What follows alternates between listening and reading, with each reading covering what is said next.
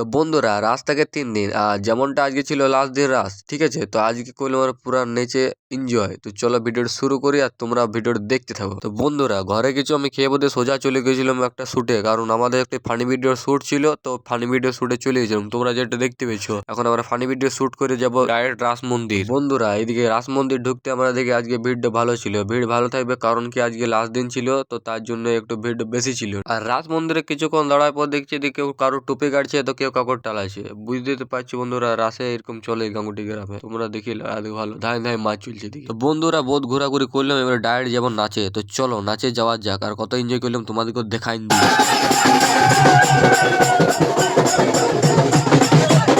আর উপর থেকে তোমরা দেখতে পেয়েছো আজকে ভিড়টা কত পরিমাণে বেশি ছিল। তো আমি উপর থেকে একটা শুট নিয়ে নিলাম। ওরা সব নাচা পার্টি গেলে উঠে গেছিল। আর এইদিকে মদন দাবুল জোসে বলছে আরো নাচবো। আর এদিকে নিচে এসে দেখি প্রসাদ দিয়ে চালু হয়ে গেছে, আর আমিও প্রসাদ পেয়ে গেছি। চলো বন্ধু আজকে টাটা মিনি ব্লগটা এখানে করলাম খতম।